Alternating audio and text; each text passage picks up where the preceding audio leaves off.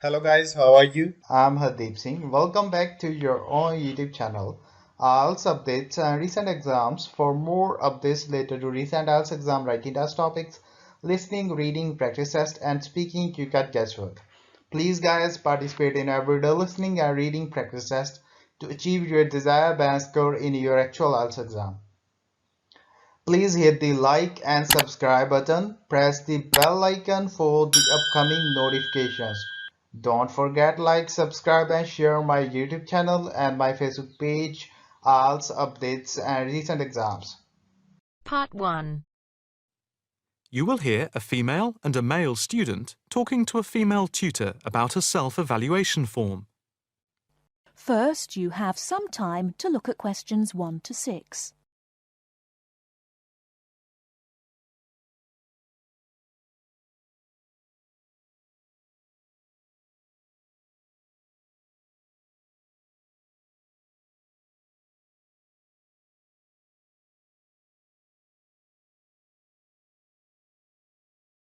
Now we shall begin. You should answer the questions as you listen, because you will not hear the recording a second time. Listen carefully and answer questions 1 to 6. Now, Mark and Anna, I have to say that I thoroughly enjoyed your joint presentation on the application of robotics in a non-industrial setting to the group on the 2nd of December, and it is clear that you have both devoted quite a lot of time and effort to it. Have you had a chance to fill in the self-evaluation form for the session? Yeah, we have. So, Mark, what do you think overall? Well, generally I felt the presentation worked very well. In fact, we seemed to hold the attention of the others throughout. And the pace of delivery was fairly even, as were the range of activities we organised. I agree with Mark, but I'm not sure we were comprehensive or academic enough. No comment, really, except that I don't think there was any question of it not being thorough. I think we were a bit too chatty and too jokey at times, rather than formal. OK, what do you think were the best areas? And which do you think can be improved on? Well, everything could have been improved on. I felt very good about the handouts. We'd spent a lot of time putting them together. They had a very professional appearance as we bound them into a booklet. To me, the handouts were the best part, as we had a very extensive bibliography and the booklet seemed to go down well. The booklet you did for the handouts certainly showed you had done a lot of work. But I think that you put too much material into it, and people got distracted by it. Perhaps you could have cut the handouts by about a third. I see. When I come to think about it, maybe you're right. OK. But there were times in the middle of the presentation where things did go a bit astray. I think that was my fault, when I got the PowerPoint slides out of sequence and I had difficulty getting back on track. I also think we rated our technical ability too highly, especially when operating under pressure. I had never done a presentation with technical equipment before, so it was a steep learning curve for me in particular. Yes, I think you could have done with a bit more practice with the equipment beforehand. Before you hear the rest of the conversation, you have some time to look at questions 7 to 10.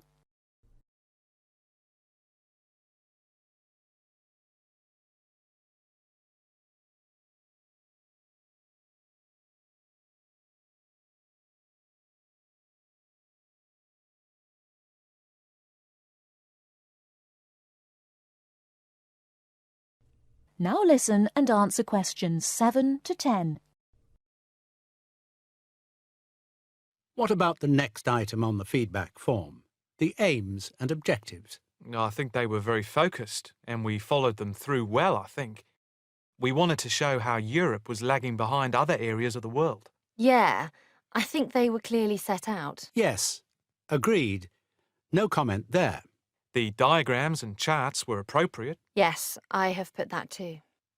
They did work well in helping to illustrate and break up the presentation by cutting down on the number of words and text on the screen. What about delivery? Well, I think our performance was average. It was difficult to coordinate speaking and presenting the material at the same time. I was quite self-conscious of what I was doing. It was down to a lack of experience. Unfortunately, both of you had the habit of standing in front of the projector, so you kept blocking the image on the screen. To me, this is the area that requires the most improvement. The section on the predictions of the commercial application in the future, I think, appeared a bit haphazard. To me, it was a weak point of the presentation. And I think that some of the slides could have had fewer words. And we could have done some fancy graphics with the words. If you had to give yourselves a mark overall, how much would you give out of 10? 6, maybe? I'd be happy with that. Though bits were probably nearer a 7, so I'd say a 6. Anna, what do you think? I think for me it's perhaps a 7. OK, did you find the task and the evaluation useful? That is the end of part 1. You now have half a minute to check your answers.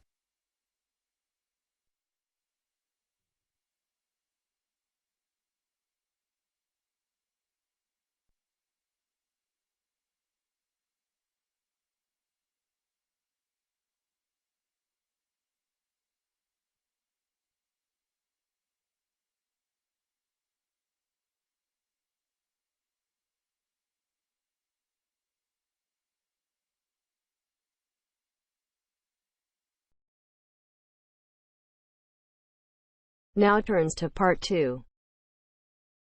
You are going to listen to a talk about au pairs in the UK. First, you have some time to look at questions 11 to 15.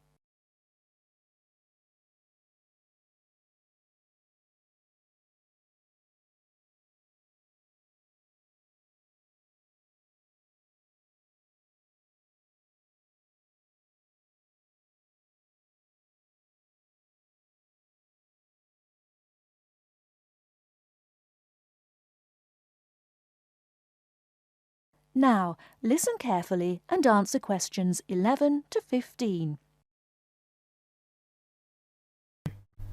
What is an au pair? An au pair is a single girl without any dependents who comes to the UK to learn English and to live as part of an English-speaking family. She is not a domestic servant, but may help in the house for up to 5 hours a day for pocket money. Suitable tasks would be light housework and taking care of children.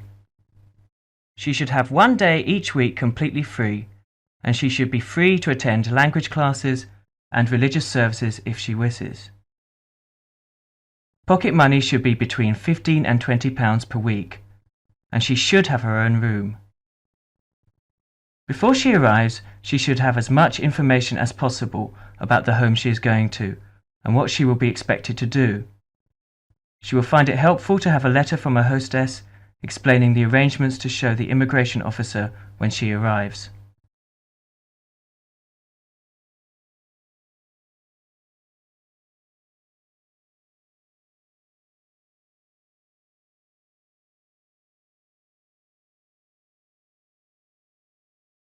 Before you hear the rest of the talk, you have some time to look at questions 16 to 20.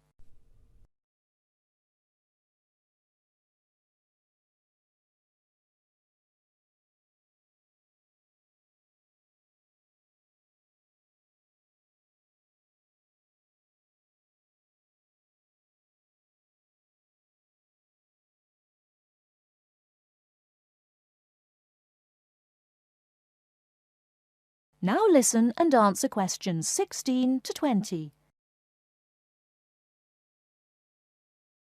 An au pair must be a single girl aged at least 17 and no older than 27 when she first becomes an au pair. She must be a national of a Western European country which includes Malta, Cyprus and Turkey. The longest a girl may stay in the UK as an au pair is 2 years. A girl who has been in the UK before as an au pair will be allowed to come to the UK again as an au pair only if the total period is not more than 2 years. An au pair is not allowed to take a job in this country. The light household duties which are part of the au pair arrangement are not regarded as employment. An au pair who is a national of a country which is not in the Commonwealth or European Community EC, and who is admitted for longer than 6 months will normally have to register with the police. This will be shown in her passport. She must take her passport and 2 passport-size photographs to a police station. She will have to pay a fee, about £25. If an au pair wishes to stay longer than the time stamped in her passport, she may apply either by post to Luna House, Croydon, or in person at one of the public inquiry offices. If she applies by post, it is a good idea to send any valuable documents by recorded delivery post. She should apply before the time limit on her permitted stay runs out. She must show that the arrangements are still those of an au pair. She may change host families during her time in the UK, providing that the new arrangements are also those of an au pair. That is the end of part 2. You now have half a minute to check your answers.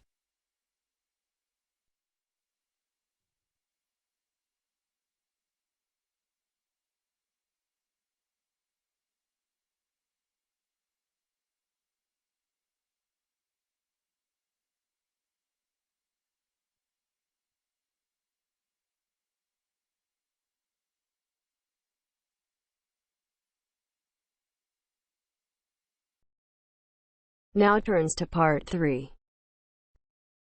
You will hear 2 students talking about a class assignment about wild bird rescue and rehabilitation. First, you have some time to look at questions 21 to 25.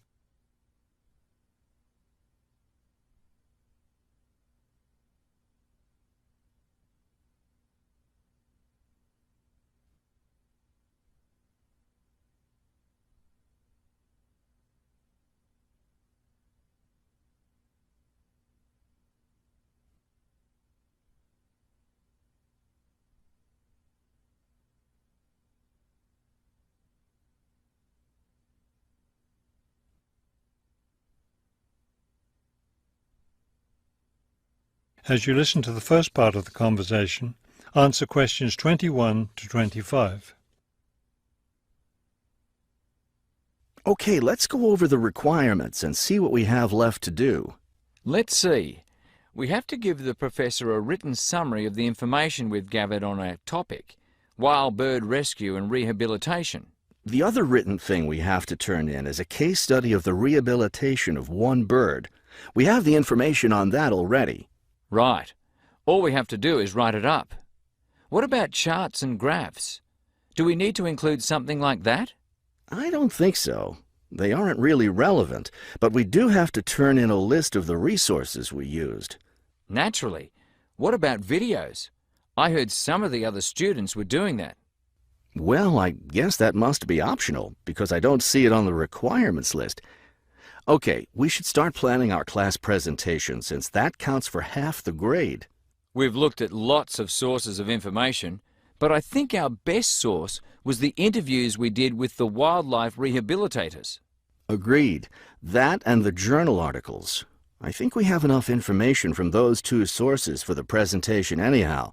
The books we looked at weren't all that helpful. I wonder if we should try to bring in some live birds for the presentation. That would be too difficult, don't you think? But we have lots of photos of rehabilitated birds. We can show those.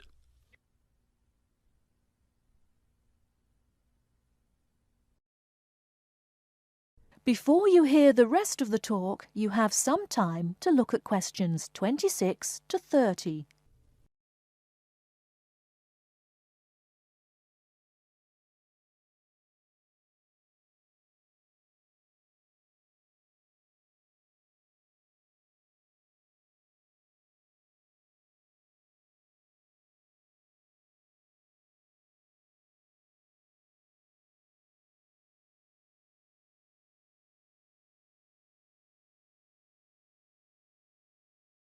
Now listen and answer questions 26 to 30.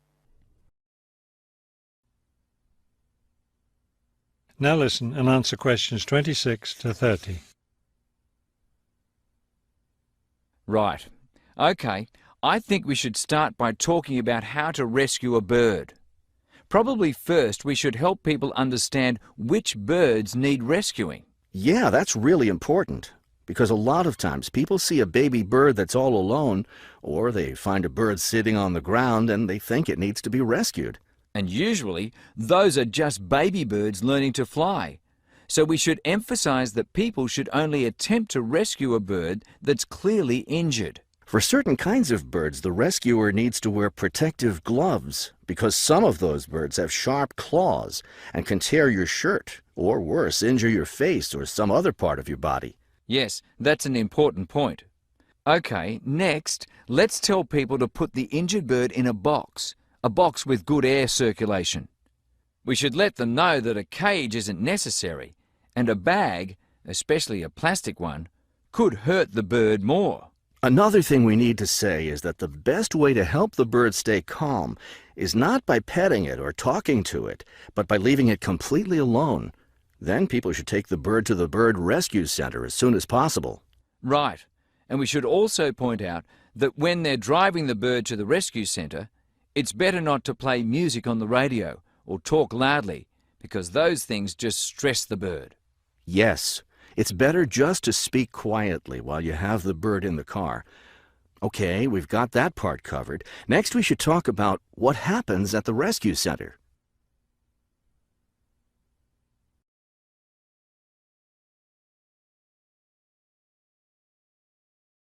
That is the end of part 3. You now have half a minute to check your answers.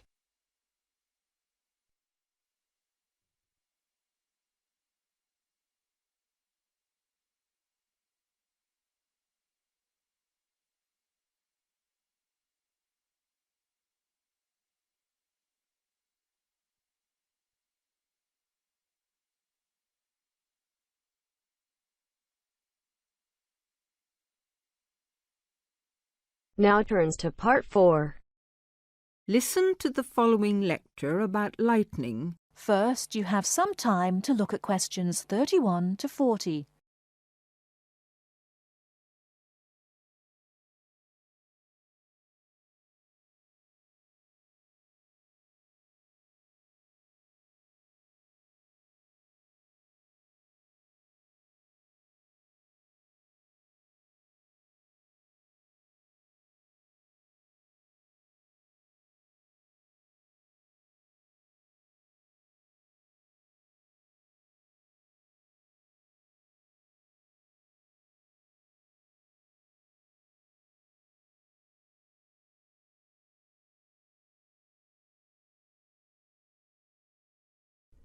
Now listen carefully and answer questions 31 to 40. In earliest times, man considered lightning to be one of the great mysteries of nature. Some ancient people believed that lightning and thunder were the weapons of God.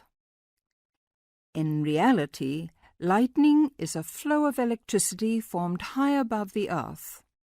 A single flash of lightning 1.6 kilometers long has enough electricity to light 1 million light bulbs. The American scientist and statesman Benjamin Franklin was the first to show the connection between electricity and lightning in 1752. In the same year, he also built the first lightning rod. This device protects buildings from damage by lightning. Modern science has discovered that one stroke of lightning contains more than 15 million volts. A spark between a cloud and the earth may be as long as 13 kilometers and travels at a speed of 30 million meters per second. Scientists estimate that there are about 2,000 million flashes of lightning per year. Lightning hits the Empire State Building in New York City 30 to 48 times a year. In the United States alone, it kills an average of 1 person every day. The safest place to be in case of an electrical storm is in a closed car. Outside, one should go to low ground and not under trees. Also, one should stay out of water and away from metal fences. Inside a house, people should avoid opening doorways and windows and not touch wires or metal things. With lightning, it is better to be safe than sorry. That is the end of part 4. You now have half a minute to check your answers. So guys, don't forget like, subscribe and share my YouTube channel and my Facebook page, IELTS updates and recent exams. For more updates related to recent IELTS exam writing test topics, listening, reading, practice test and speaking, you got guesswork. Please guys, participate in everyday new IELTS listening and reading practice tests to achieve your desired band score in your actual IELTS exam. For more IELTS material, visit my official website www.ieltsupdatesandrecentexams.com. The link is given below in the description. If you need PDF files of latest IELTS material, then please join my Telegram channel. So guys, please write your score below the comment section. Again, thanks for listening. God bless you all guys. Stay tuned, stay safe.